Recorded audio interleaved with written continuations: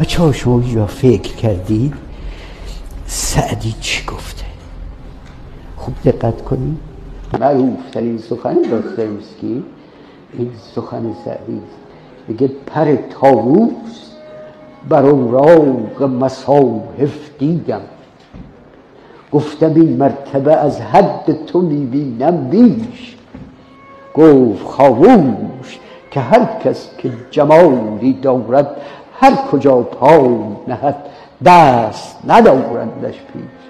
آخرین حرف رو زیبایی و تجربه جمال شناسان میدن.